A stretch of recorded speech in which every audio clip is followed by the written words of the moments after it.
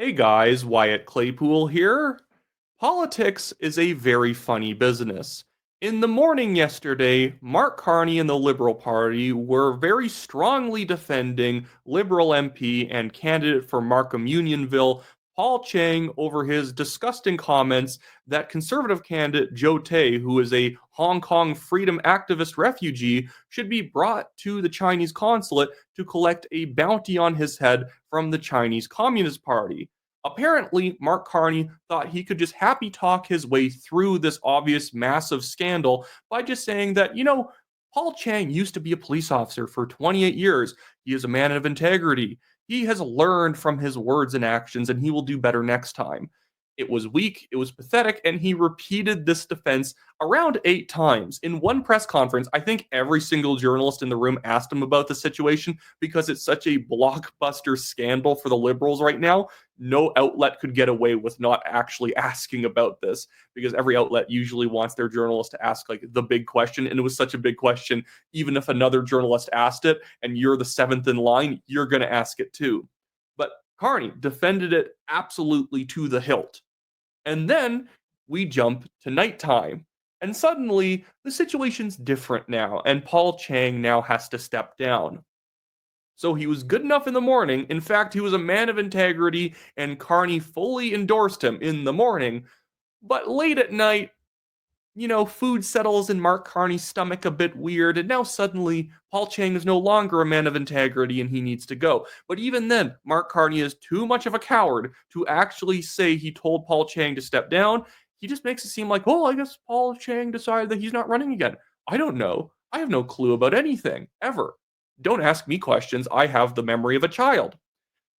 But anyways, I need to get into the story because it's so ridiculous. That's the overview here. But before I get into it, jump in with both feet, guys. Remember to like this video, subscribe to the channel if you like my election coverage and are not yet a subscriber. Leave a comment. It really helps the videos on the algorithm, and I love to scroll through and see what people are saying about the politics of the day. But late last night, this is what Paul Chang released. He had released a previous statement apologizing for his words about Joe Tay, which was obviously not good enough. His statement too was gross. It wasn't even really a joke. It was like this kind of like jab at Joe Tay that, did you know he's a bounty on his head in China and in Hong Kong? As if it's like a moral failing of Joe Tay to have been a freedom activist that the CCP doesn't like. And it was pathetic. He wouldn't even name Joe Tay in the apology. It was just weaselly nonsense. But he released this around midnight Eastern time, where his riding is Markham Unionville. And here it says, statement from Paul Chang.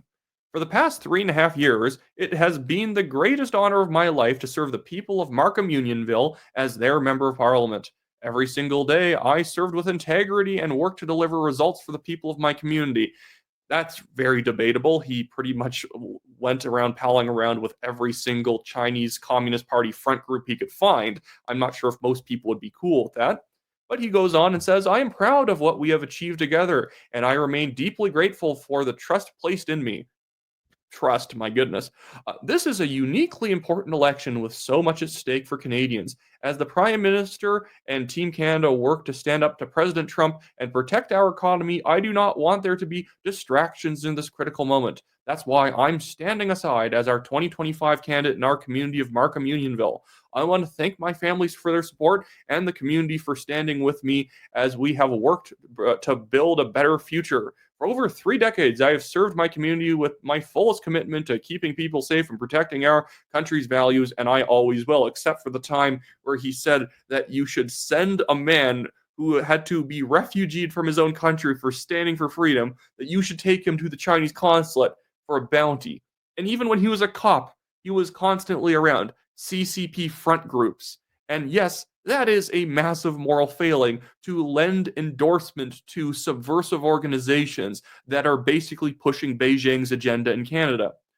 Notice something in the statement, too. Which world leader does he name check? Donald Trump, not Xi Jinping, who is leading a country that just executed 4 Canadians the other day and is in fact also putting tariffs on Canada. It's all about Trump always, even when the issue is about China. It is still about Trump. Do I like the American tariffs on us? No, in fact, it's stupid economic policy for the Americans to be placing tariffs on so many countries, but that's neither here nor there right now. Xi Jinping, Paul Chang, do you have any comment? But let's jump to somebody else who effectively doesn't have any comment. Mark Carney, who now being asked what went on with Paul Chang deciding to step down. He is going with the farce that it's just that Paul Chang wanted to leave. It was just his decision to move on. Guys, have you ever met politicians? They are some of the most narcissistic people on the planet. They do not step aside without somebody like threatening them. So this was Mark Carney probably having somebody, not him because he's too weak, go to Paul Chang and say, "You're not allowed to run anymore." And Mark Carney basically hid in the corner acting scared, like, "Is he gone yet? Can we replace him now?" And that's it. And he's not learned a single thing from this entire situation. But here's him clipped by Rebel News. Mr. Chang made his resignation, offered his resignation last night. I accepted it. As I said yesterday, his comments were deeply troubling and regrettable. We will move on with looking for a new candidate for Markham. And I'll leave it at that. Is this guy doing a grade 5 book presentation that he didn't prepare for? The man cannot get through literally 27 seconds without umming and ahhing the entire time. In fact, guys, let's over here and let's put on the parking brake to see just how many times this man, who is technically our prime minister, says and ah in this literal 27-second statement about Paul Chang leaving. Mr. Chang made his resignation, offered his resignation last night. I accepted it. As I said yesterday, his comments were deeply troubling and regrettable. We will move on with looking for a new candidate for Markham. And I'll leave it at that. He literally and ahhed 10 times through that basic statement. This guy is incompetent at campaigning. That's why I think the polls are currently overcooked right now in Canada for the Liberals. Not like they're being rigged. I think most of the pollsters are just not very good at their jobs, and they're just not properly correcting for there being a lot of momentum in their samples for consolidating behind the Liberals in an artificial way that most people in Canada don't really do. Strategic voting is really not a thing. The amount of effort you have to go to try and get people to strategically vote is not worth it at all. In Ontario, I hate Doug Ford and the PC party because they're not conservative at all. But the Liberals and the NDP on a provincial level started trying to do a bunch of strategic voting. Oh, this is a riding where last election the NDP only lost by 5, or the Liberals only lost by 7, but the NDP still got 23% in that riding. So if the NDP votes for the Liberals, we could win. And it didn't happen. No matter how much they pushed that strategy, it just didn't happen.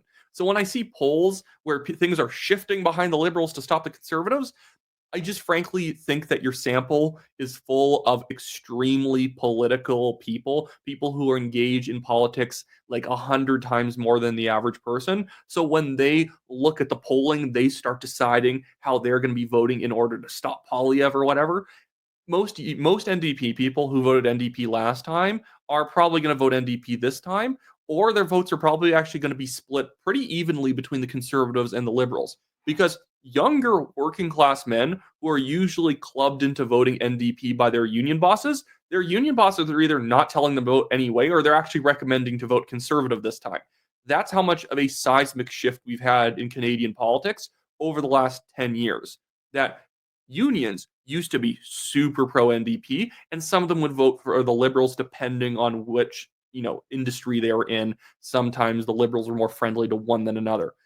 The Conservatives would never get any union endorsements. The only union endorsements that are left for the left, so for the NDP and the Liberals, are like CUPE and any other public employee union. That is it.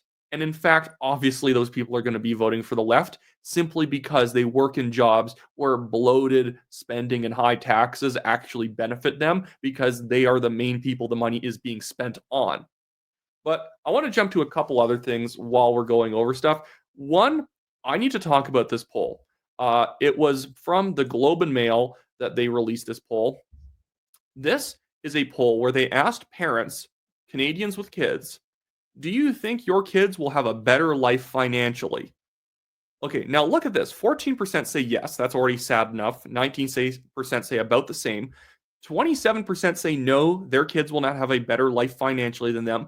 But what drives me up the wall, and I hope this is not actually true for 40% of parents, they say no, but they'll be okay. Now, I don't think it's a priority that your kids do better than you financially, in the sense that it's not like the highest value that your kids have another $50,000 than you did in terms of, per capita income adjusted for inflation. I think you want your kids to be better people, to be happier, to have, a stable family. But the fact that financially 40% of Canadian parents are just like, I don't really care if my kids do better or not, they'll be okay.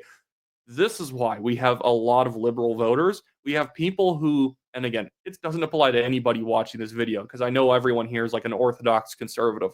But imagine all the people living in bloated, overly expensive housing because of bad policies, high taxes, high regulations, who are just like, oh, it's okay, my kid is not going to be able to buy a house. Guys, go to any of your friends who have kids who are voting liberal and remind them, guys, your kids eventually need to buy a house. And Mark Carney is currently proposing housing policies that Trudeau has been implementing for the past 10 years. His housing policy is literally the thing that's been failing for 10 years straight. I want to jump over to his actual housing announcement.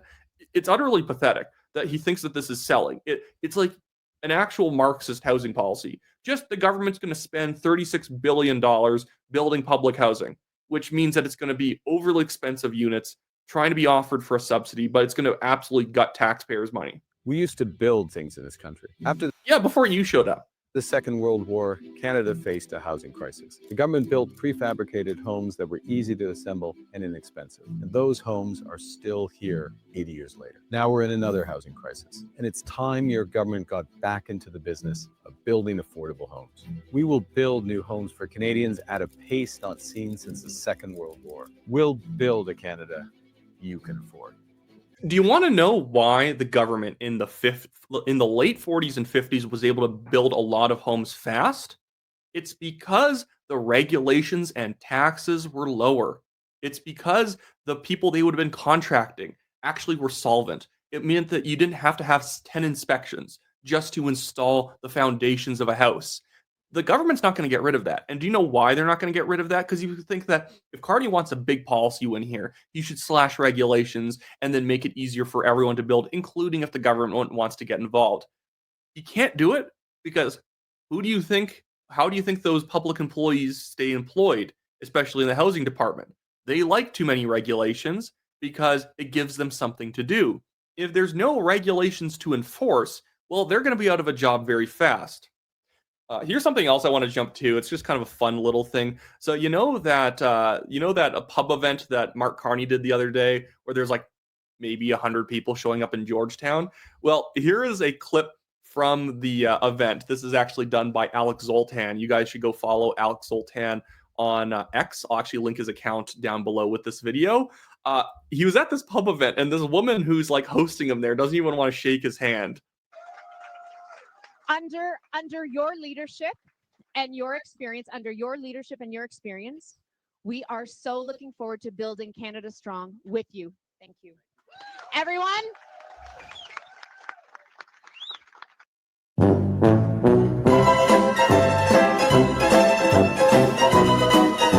Yeah, and because he just doesn't exude charisma.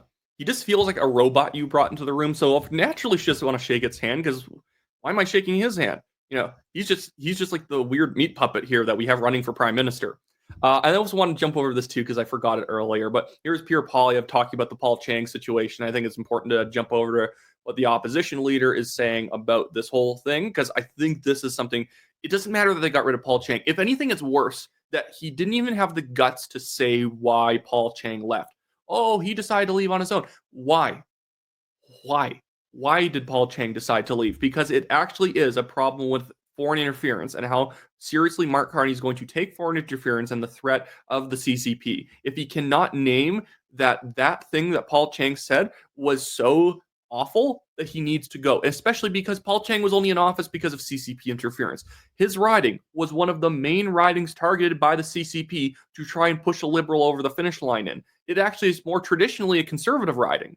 And so they pushed him through by spreading propaganda that the Conservative Party was like anti-Chinese and racist or something. Mark Carney is keeping Paul Chang as a candidate called. This, of course, is before Paul Chang decided he was going to step down. I think that Poilievre does a good breakdown on the situation. This incident a teachable moment. What is your reaction? Have you spoken to Joe Tay, and how's he feeling?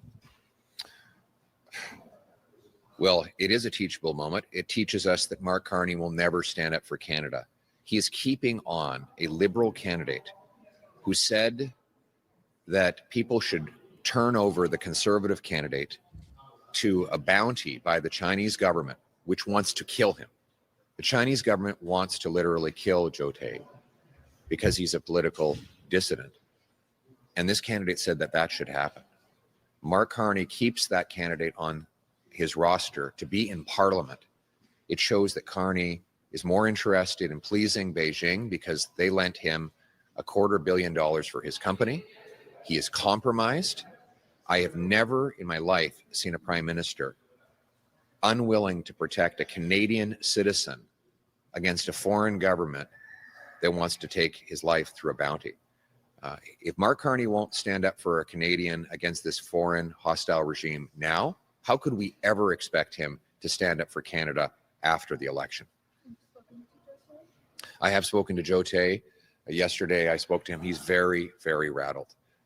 In fact, he actually needed an RCMP security detail that he's now requested because now that he's a target, you never know if the CCP now wants this guy to put his head down because Joe Tay is in a riding that the Conservatives do not usually win. Now they have a chance at it because are you not going to vote for the freedom fighter that everyone just found out about? He's an actual freedom fighter from Hong Kong leading the umbrella movement against the CCP anti-democracy laws, and he's been now attacked by the Liberals.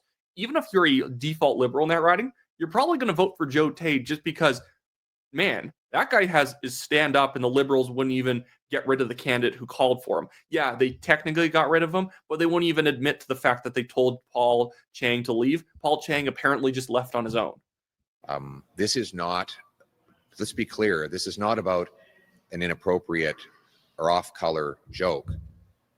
These comments by this Liberal candidate may well rise to the level of criminal because they called for someone to be turned over to a hostile foreign government on a bounty, a government that wants to kill this Canadian citizen.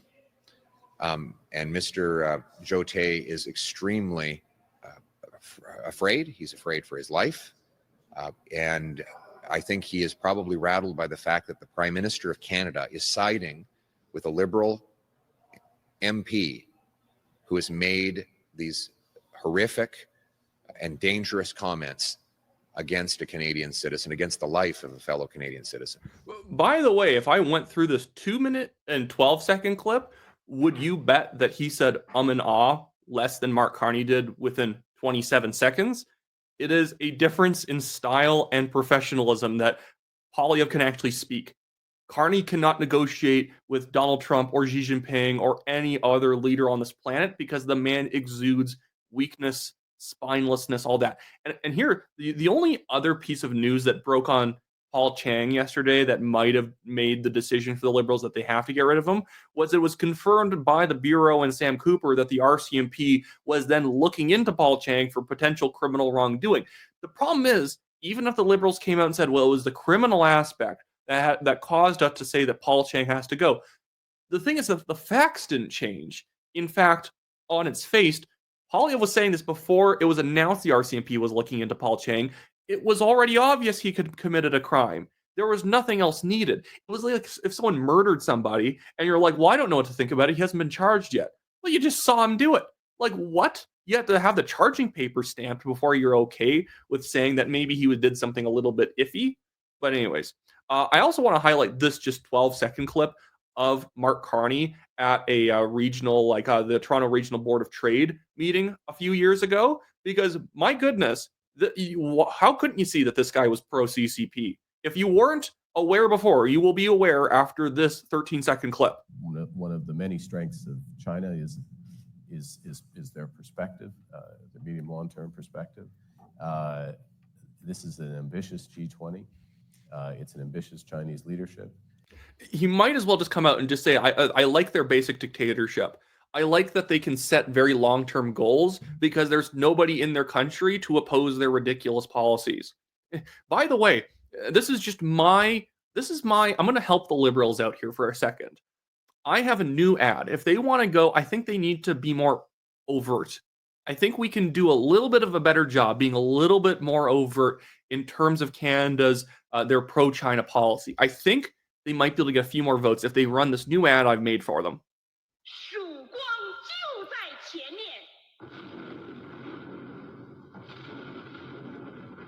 十月革命一声炮响，给我们送来了马克思列宁主义，走俄国人的路，这就是结论。 He thinks he captures the vision a little bit better that Mark Carney's trying to go for. Look, it has guys grabbing hands united behind Marxism in China. Love it. Love it. They should run this. They should hire me because I obviously know what I'm doing. Anyways, sorry, I'm just being a bit silly at the end here. That should be it for this video, guys. Remember to like the video, subscribe to the channel if you're not yet a subscriber. We crossed 50,000 yesterday, so celebration. We're already at like 50,400 or whatever. So making good progress. We are on track to make sure I don't owe my friends dinner in December. It's this dumb bet I've made. I was the one who even proposed it, that if I don't get to 100,000 sometime in mid-December, I owe all 4 of them dinner. And if I win, they just owe me dinner. Not like they owe me dinner times 4. They just owe me dinner. I've made a very stupid lopsided bet for the fun of it. But anyways, so that's it for me today, guys. I'll be back with, or not today, I'll be back with another video probably a little bit later on. This election is chock full of news. In fact, by the way, on this whole Paul Chang thing, the Conservatives have in fact had to drop some candidates too this election. But as soon as they were made aware of someone saying that, like, Justin Trudeau should be strung up and publicly hung on a podcast, they're like, yeah, you had to go drop that. That's rude. It doesn't matter if Justin Trudeau is a contemptible person. Someone running for office cannot speak in tones like that. And the Conservatives dropped them immediately before news reports came out. They were made aware by CTV, and they're like, oh, okay, well, he's gone. And they couldn't get rid of Paul Chang after the media was putting pressure on them for 4 days straight.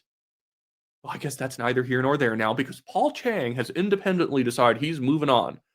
Well, like Paul Chang, I'm going to be moving on today. See you guys later.